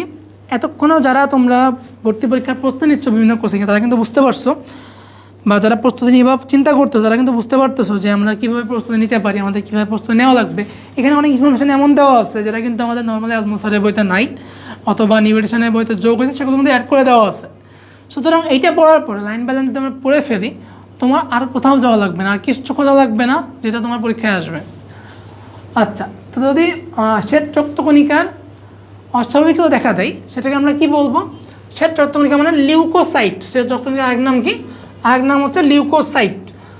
আরেক নাম কি? লিউকোসাইট। যদি লিউকোসাইট বেশি হয়ে যায় সেটাকে বলবো লিউকোসাইটোসিস বা লিউকোসাইথেমিয়া। বেশি হলে কি বলবো? লিউকোসাইটোসিস বা লিউকোসাইথেমিয়া। যদি কম হয় সেটাকে বলবো লিউকোপেনিয়া। কম হলে কি বলবো? লিউকোপেনিয়া। এখন আসো লিউকেমিয়া। লিউকেমিয়া কেন হয়? যদি অস্বাভাবিকভাবে বেড়ে যায়। অস্বাভাবিকভাবে বেড়ে যায় কখন? যখন ক্যান্সার বা টিউমার হয়। তার মানে রক্তের ক্যান্সার, যেটা ব্লাড ক্যান্সার, এটা কি আসলে? এটা হচ্ছে লিউকেমিয়া। কি হয় এখানে? শ্বেত রক্তকণিকা অস্বাভাবিকভাবে বেড়ে যায়। যখন শ্বেত রক্তকণিকা বেড়ে যাবে তখন সে অন্যদেরকে কী করবে? খেয়ে ফেলবে। লোহিত রক্তকণিকা ধ্বংস করে ফেলবে। লোহিত রক্তকণিকার পরিমাণ কমে যাবে। নর্মালি থাকে কতগুলো? নর্মালি থাকে হচ্ছে 4000 থেকে 11000। সেটা 50 থেকে 1 লাখ পর্যন্ত হয়ে যেতে পারে। 50,000 থেকে 1 লাখ পর্যন্ত হয়ে যেতে পারে।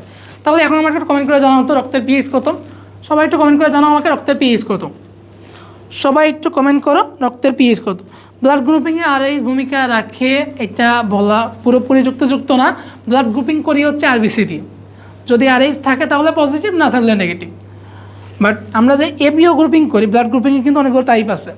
ABO blood grouping, Rh grouping, তারপর এমএন গ্রুপিং, আর অনেক গ্রুপ বইতে পড়বো তোমরা। তার মধ্যে এবিও ব্লাড গ্রুপের জন্য কিন্তু আরবিসিটা দায়ী, আরএইচ ব্লাড গ্রুপের জন্য আরএইচ ফ্যাক্টর দায়ী। আচ্ছা, এবার আসি আমরা আমাদের যে দানাদার অদানাদার আমরা পড়ছিলাম, যে দানাদার যে শ্বেত রক্তকণিকা কী কী আছে? ইওসিনোফিল, বেসোফিল এবং নিউট্রোফিল। অদানাদানের মধ্যে আছে মনোসাইট এবং লিম্ফোসাইট। তো প্রথমে আমরা টপিক পাইছি আমাদের মনোসাইট, সবচেয়ে বড় রক্তকণিকা। নামে কিন্তু মনো হইলেও সবচেয়ে লার্জেস্ট হচ্ছে মনোসাইট, সবচেয়ে বড় রক্তকণিকা। এদেরকে রাবিশ কালেক্টিং সেল বলা হয়। আমার বডিতে যেসব বাইরের জিনিসগুলো আসে, বাইরে থেকে জিনিসগুলো, ধুলোবালি তো বাইরে থেকে ঢুকবে না বডিতে, বাট যেগুলো ঢুকবে সেটা জীবাণু হতে পারে, রোগ জীবাণু হতে পারে, বা অন্য কোনো ফরেন পার্টিকেল হতে পারে, সেগুলোকে কালেকশন করে বাইরে বের করে দেয় কে? এই মনোসাইট। এই জন্য মনোসাইটকে কী বলা হয়? রাবেশ কালেক্টিং সেল। অথবা আরেকটা নাম আছে, এটা প্রাকৃতিক ধাঙর কোষ বলা হয়। কী বলা হয়? ধাঙর কোষ। বিভিন্ন জায়গায় দেখবা যে ময়লার স্তূপ যেখানে আছে সেখানে ধাঙর থাকে, কাক, শকুন, ধাঙর। এই ধাঙররা কী করে? বিভিন্ন জায়গায় ময়লা পরিষ্কার করে, আমাদের বডির ময়লা পরিষ্কার করে এই মনোসাইট করে। রক্ত টিস্যু থেকে ম্যাক্রোফেজ হিসেবে ফ্যাগোসাইটোসিস করে। ফ্যাগোসাইটোসিস কী করে? ফ্যাগোসাইটোসিসে মামনি করে। কী করে? মামনি করে। ফ্যাগোসাইটোসিস মামনি করে। মাতে হচ্ছে ম্যাক্রোফেজ, মতে মনোসাইট, নিতে নিউট্রোফিল। কে কে ফ্যাগোসাইট করে লিখে ফেলো সবাই। Macrophage, monocyte, neutrophil. কে কে করে? ম্যাক্রোফেজ, মনোসাইট আর নিউট্রোফিল। মনোব্লাস্ট থেকে, ব্লাস্ট মানে কি? অপরিণত কোষ। মনোব্লাস্ট থেকে মনোসাইট তৈরি হয়। কী থেকে তৈরি হয়? মনোব্লাস্ট থেকে মনোসাইট তৈরি হয়। সবাই লিখে ফেলো যে আমাদের রক্তের পিএইচ কত।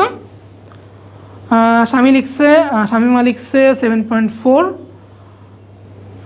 আমি লিখছি 26 ব্যাচ। আচ্ছা, 26 ব্যাচ যারা আসছে খুবই ভালো, আগে থেকে তোমরা অ্যাডভান্স প্রিপারেশান নিচ্ছ। যদি মেডিকেলের আগে থেকে আমাদের নলেজ থাকে তাহলে কিন্তু প্রিপারেশানটা অনেকটা ইজি হয়, অনেকটা জোরদার হয়। আচ্ছা, এবার হচ্ছে লিম্ফোসাইট। লিম্ফোসাইটটা দ্বিতীয় বৃহত্তম শ্বেত রক্তকণিকা। সবচেয়ে বৃহত্তম ছিল মনোসাইট, দ্বিতীয় বৃহত্তম হচ্ছে লিম্ফোসাইট। সবচেয়ে বেশি পাওয়া যায় কোথায়? এটা লিম্ফয়েড অঙ্গে, লিম্ফয়েড টিস্যু বা লিম্ফয়েড অঙ্গে। এদেরকে বলা হয় আণুবীক্ষণিক সৈনিক। তাহলে লিম্ফোসাইটকে বলা হচ্ছে আণুবীক্ষণিক সৈনিক। কত ধরনের আছে? 3 ধরনের আছে, টি কোষ, বি কোষ, এনকে কোষ। টি কোষ কই থেকে আসে? থাইমাস গ্রন্থি, থাইমোসাইট থেকে সৃষ্টি হয়। বি কোষ আসছে অস্থিমজ্জ থেকে। এবং এনকে কোষ এটা হচ্ছে বিভিন্ন ভাইরাস এর সংক্রমণে তৈরি হয়। তাহলে এনকে কোষ কই থেকে আসে? বিভিন্ন ভাইরাসের সংক্রমণে তৈরি হয়। 3 দিন পর্যন্ত সক্রিয় থাকে, তারপরে কী হয়? টিউমার বা ক্যান্সার সৃষ্টি করে। টিউমার বা ক্যান্সার সৃষ্টি করে। নিউট্রোফিল।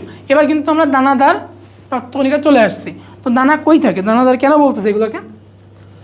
এখানে তো দানা থাকে আমাদের সাইটোপ্লাজমে। কই থাকে? সাইটোপ্লাজমে। সাইটোপ্লাজমে এদের যে দানা থাকে সেই এদের কি নিউক্লিয়াস আছে না নাই? নিউক্লিয়াস আছে। নাই কোনটাই? লোহিত রক্তকণিকায় নাই, অনুচক্রিকায় নাই। এদের ক্ষেত্রে নিউক্লিয়াস আছে। নিউক্লিয়াস কত দানাযুক্ত সেটার মাধ্যমে এদেরকে দানাদার বলা হচ্ছে। তাহলে এটা ফ্যাগোসাইটোসিস করবে মনে পড়ে ফেললাম। ফ্যাগোসাইটোসিস কে কে করে? মামনি করে। Macrophage, monocyte, neutrophil. আচ্ছা, এটা পুষ গঠন করে ফ্যাগোসাইটোসিসের মাধ্যমে, ঠিক আছে। এবার হচ্ছে আমাদের ইওসিনোফিল, বেসোফিল। ইওসিনোফিল কী করে? যখন রক্তে ক্রিমিনাল লার্ভা বা অ্যালার্জিক কোনো জীবাণু প্রবেশ করে, কি ফিমেল লার্ভা বা অ্যালার্জিক জীবাণু এগুলোকে ধ্বংস করে।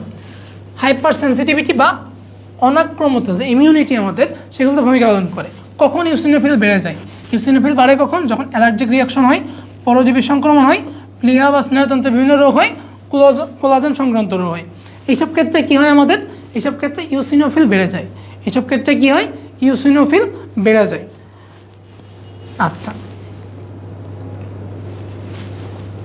বেসোফিল। বেসোফিল হচ্ছে হেপারিন এবং হিস্টামিন তৈরি করে। বেসোফিল হেপারিন এবং হিস্টামিন তৈরি করে। এই লাইনটাই বেসোফিল হচ্ছে হেপারিন এবং হিস্টামিন তৈরি করে। এই লাইনটাই ঘুরে ফিরে বারবার আমাদের চলে আসে, ঘুরে ফিরে বারবার চলে আসে। বেসোফিল হেপারিন এবং হিস্টামিন তৈরি করে। বেসোফিল কী তৈরি করে? হেপারিন তৈরি করে এবং হিস্টামিন তৈরি করে। বেসোফিল হেপারিন হিস্টামিন তৈরি করে। মেডিকেল ভর্তি পরীক্ষা বারবার ঘুরে ফিরে এই জিনিসটা চলে আসে। তো হেপারিনের কাজ কি, হিস্টামিনের কাজ কি? আমাদের এখানে লেখাটা একটু উল্টাই গেছে। হেপারিন হচ্ছে রক্তনালীর অভ্যন্তর রক্ত জমাট বাঁধতে ব্যাহত করে এবং হিস্টামিন যেটা আছে আমাদের রোগ প্রতিরোধ ক্ষমতা বাড়ায় দেয়। তাহলে হিস্টামিন কী করে? রোগ প্রতিরোধ ক্ষমতা বাড়ায়। হেপারিন রক্তনালীর মধ্যে রক্ত জমাট বাঁধাকে প্রতিরোধ করে। তো এখন পর্যন্ত সব কিছু ঠিক আছে কিনা, আর কোনো প্রবলেম আছে কিনা জানাও আমাকে একটু।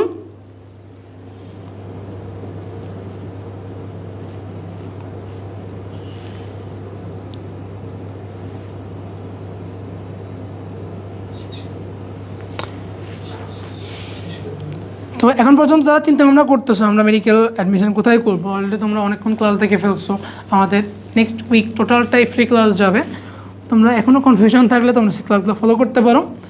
এবং শুধুমাত্র তোমাদের জন্য সবচেয়ে মিনিমাম কস্টে, যাতে তোমাদের পারিবারিক কোনো চাপ না পড়ে, মিনিমাম কস্টে একদম ঘরে বসেই, বাইরে ব্যাগপত্র গোছাই নিয়ে কোথাও থাকার কোনো দরকারই নাই, বাসায় বসে একদম প্রিমিয়াম সার্ভিস। এবং যেহেতু সেন্ট্রাল কোচিং, আমরা ইউসিসির অঙ্গসংস্থান, ইউসিসির মতো 40 বছরের একটা প্রতিষ্ঠান থেকে কিন্তু তোমরা হায়েস্ট সার্ভিসটা পাবা। ইউনিক তোমাদেরকে একদম হায়েস্ট সার্ভিসটা দিবে মেডিকেল অ্যাডমিশনের জন্য। এই ক্লাসের পিডিএফটা দেওয়া হবে কিনা, এই ক্লাসের দেখানো বইয়ের পিডিএফ দেওয়া হবে, সেটা তোমরা দেখে বই দেখায় নিতে পারবো। আচ্ছা, তো এখন আমাদের টপিক যেটা, সেটা হচ্ছে এখান থেকে আমাদের আর কী কী কোয়েশ্চেন আসছে। আমরা যে দানাদার পদার্থগুলো বললাম, যে দানাগুলো আমরা কীভাবে সংরক্ষণ করতে পারবো, কীভাবে চিনতে পারবো হচ্ছে লিশম্যান রঞ্জকে। লিশম্যান রঞ্জকে আমাদের নিউট্রোফিল হচ্ছে নিউট্রাল থাকে। নিউট্রোফিল কেমন থাকে? নিউট্রাল থাকে, সে কোনো প্রকার বর্ণ দিবে না। যেটা ইওসিনোফিল আছে, ইওসিনোফিল দিবে হচ্ছে আমাদের লাল বর্ণ। ইওসিন রঞ্জকে লাল বর্ণ দেয়। ইওসিন রঞ্জকে লাল বর্ণ দেয়। বেসোফিল সে লিশম্যান রঞ্জকে নীল বর্ণ দেয়। নিউট্রোফিল কী বর্ণ দেয় বললাম? নিউট্রোফিল বর্ণহীন, ইওসিনোফিল লাল, বেসোফিল নীল বর্ণ দিবে। ওকে। অনুচক্রিকা নামের মধ্যে আছে অণু, ছোট ছোট জিনিস, ক্ষুদ্রতম রক্তকণিকা। প্লিহা ব্যতীত অন্য কোথাও অনুচক্রিকা সঞ্চিত থাকে না। সঞ্চিত থাকে কোথায়? প্লিহাতে থাকে। এদের সংখ্যা হচ্ছে 1.5 লাখ থেকে 4 লাখ পর্যন্ত। 1.5 লাখ থেকে কতগুলো? 1.5 লাখ থেকে 4 লাখ। যদি অনুচক্রিকা বেশি হয়, অনুচক্রিকা মানে আমরা জানি থ্রম্বোসাইট। তাহলে যদি অনুচক্রিকা স্বাভাবিকের থেকে বেশি থাকে সেটাকে বলবো থ্রম্বোসাইটোসিস। যদি কম থাকে থ্রম্বোসাইটোপেনিয়া, যদি বেশি থাকে থ্রম্বোসাইটোসিস, কম থাকলে থ্রম্বোসাইটোপেনিয়া। সবগুলোর ক্ষেত্রে বেশি থাকলে সাইটোসিস, কম থাকলে সাইটোপেনিয়া।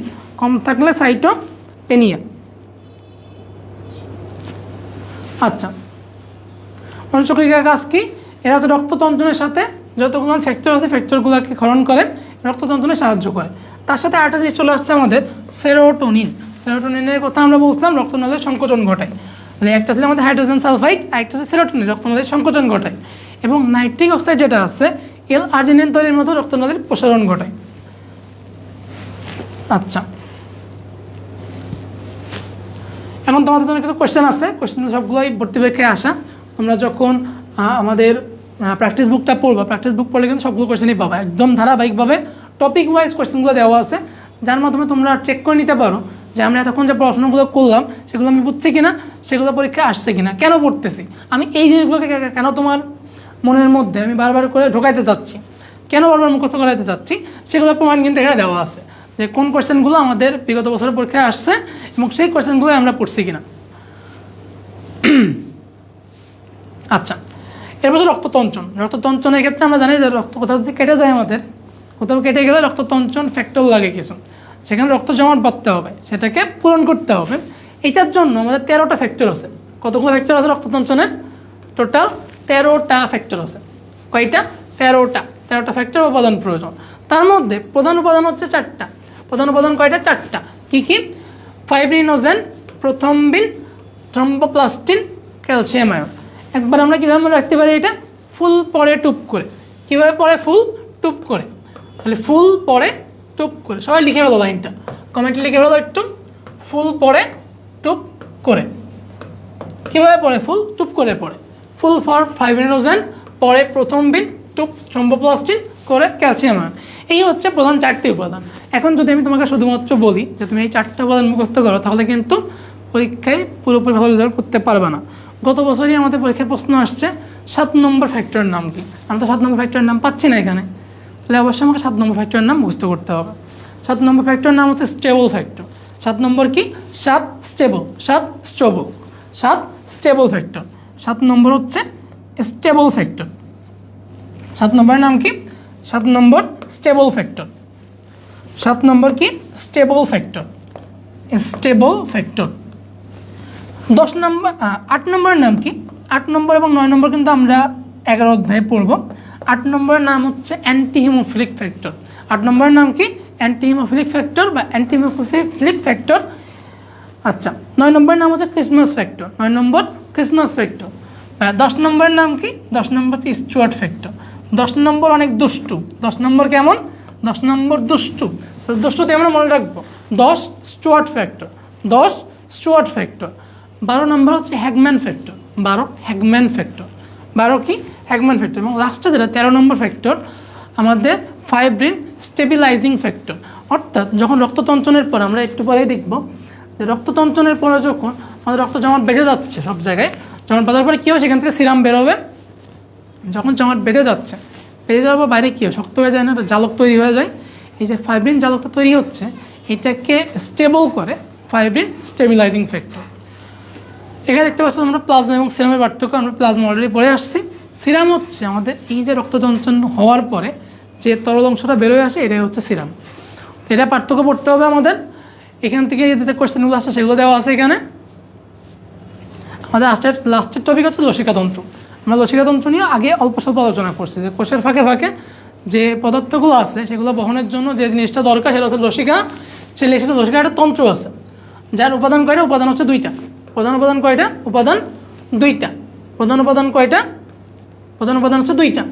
একটা হচ্ছে লসিকা নালী, একটা হচ্ছে লসিকা গ্রন্থি। লসিকা নালী, লসিকা গ্রন্থি। কোথায় কোথায় বেশি থাকে? এগুলো ঘাড়ে থাকে, বগলে থাকে, কুকচিতে থাকে। লসিকা গ্রন্থি এখানে লিম্ফ নোডের সংখ্যা হচ্ছে 400 থেকে 700টা। লিম্ফ নোডের সংখ্যা কয়টা? 400 থেকে 700টা। লিম্ফ নোড 400 থেকে 700টা। টোটাল 5 ধরনের লসিকা গ্রন্থি আছে আমাদের। প্রথম হচ্ছে লিম্ফ নোড। কয়টা বললাম? 400 থেকে 700টা। কয়টা? 400 থেকে 700। ক্যাপসুলের মতো অংশ এবং লসিকা লিম্ফ নোডে পরিশ্রুত হয়। টনসিল, টনসিল ছোটোবেলায় আমাদের একটু যদি আমরা এখানে হাত দিই উঁচু উঁচু দেখা যায়, তো বাবা মারা বলে টনসিল হয়েছে, অথবা আমরা এই বারবার গুতাই টনসিল হয়েছে কিনা, আমরা গুতাই এখানে। টনসিল যে লিম্ফ নোড সেটা কিন্তু আমাদের এখানে থাকে। আমাদের 3 ধরনের টনসিল আছে, প্যালাটাইন, অ্যাডেনয়েড, লিঙ্গুয়াল। আমরা টনসিলাইটিস বা টনসিল যেটা বললাম, এটা বলতে আমরা বুঝাই প্যালাটাইন টনসিলকে। যদি টনসিলের প্রদাহ হয় সেটাকে বলবো টনসিলাইটিস। ভাইরাস বা ব্যাকটেরিয়া আক্রমণ যদি টনসিল ব্যথা হয় সেটাকে বলবো কি? টনসিলাইটিস। যদি অপারেশন করে টনসিল অপসারণ করে, কিন্তু কেটে ফেলাকে বলা হয় একটমি। তাহলে টনসিলেক্টমি, কেটে ফেলা একটমি, তার মানে টনসিলেক্টমি। টনসিল কেটে ফেলাকে কী বলবো? টনসিলেক্টমি। কেটে ফেলাকে কী বলবো? টনসিলেক্টমি। প্লিহা বা প্লিয়া, এটা আমরা অলরেডি কিন্তু আলোচনা করে ফেলছি। সবচেয়ে বড় লসিকা গ্রন্থি এবং এখানে হচ্ছে রক্ত জমা থাকে বা ব্লাড ব্যাংক বলা হয়। তার সাথেই এটাকে লোহিত রক্তকণিকার কবরস্থান বলা হয়। লোহিত রক্তকণিকার কবরস্থান বলা হয়। এবং রক্তের প্রধান ছাঁকুনি হিসেবে কে কাজ করে? ছাঁকুনি হিসেবে কাজ করে হচ্ছে প্লিহা। যদিও বৃক্ক রক্তের ছাঁকুনি হিসেবে কাজ করে, কিন্তু প্রধান ছাঁকুনি কি? প্রধান ছাঁকুনি হচ্ছে প্লিহা। ওকে, থাইমাস, থাইমাসটাকে বলা হয় সাময়িক গ্রন্থি। এটা সারা জীবন আমাদের বডিতে থাকে না, একটা সময় থাকে তারপর থাকে না, এটাকে বলা হয় সাময়িক গ্রন্থি। লাস্ট বল অস্থিমজ্জা, এখান থেকে কিন্তু ম্যাক্সিমাম সকল যে আমাদের রক্তকণিকা সেগুলো পাওয়া যায়। এবং লসিকা যেহেতু বললাম, লসিকা একটা কৃমির আক্রমণ, যেটা ফাইলেরিয়া কৃমি বা উইচেরেরিয়া ব্রাঙ্কোপটি, এইটার আক্রমণের ফলে কি হয়, এইটার আক্রমণের ফলে লসিকানালি ফুলে যায়। লসিকানালি ফুলে মেইনলি হচ্ছে পায়ের লসিকানালিগুলো ফুলে যায়, পাটা এমনভাবে ফুলে ওঠে লসিকা জমা হয়ে যে ওইটা দেখতে মনে হয় অনেকটা হাতির পায়ের মতো ফুলে গেছে। এই রোগটাকে বলা হয় গোঁত রোগ বা এলিফ্যান্টিয়াসিস। কি বলা হয়? গোঁত রোগ বা এলিফ্যান্টিয়াসিস। কি বলা হয়? গোঁত রোগ বা এলিফ্যান্টিয়াসিস। এটা কিসের জন্য হয়? উইচেরিয়া ব্রাঙ্কোফটি।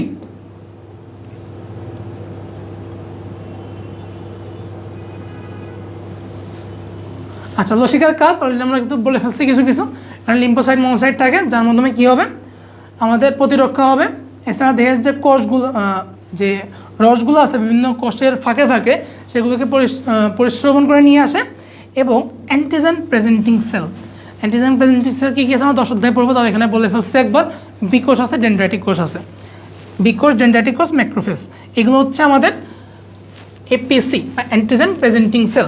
এই হচ্ছে আমাদের আজকে আলোচনা। আজকে আমরা ফার্স্ট পার্ট পড়লাম। ক্লাসটা কেমন হয়েছে, তোমাদের জন্য ইফেক্টিভ কিনা, তোমরা সব কিছু বুঝতে পারছো কিনা, এটা আমাকে একটু কমেন্ট করে জানাবো। এবং যদি ক্লাসটা ভালো হয়, আমরা এরকম ভালো ভালো ক্লাস আবার নিয়ে আসবো। তো এগুলো করে কিন্তু তোমরা খুবই অল্প প্রাইসে, সবচেয়ে সাশ্রয়ী প্রাইসে তোমরা এখানে ভর্তি হতে পারবো। ভর্তি হওয়ার জন্য আমাদের এখানে নাম্বার দেওয়া আছে, অথবা তোমরা পেজে মেসেজ দিতে পারো। সরাসরি যোগাযোগ করে তোমরা বাসা থেকেই ফুল মেডিকেল কোর্সটা একদম মায়ের কোলে বসে তোমরা অর্জন করে ফেলতে পারবা।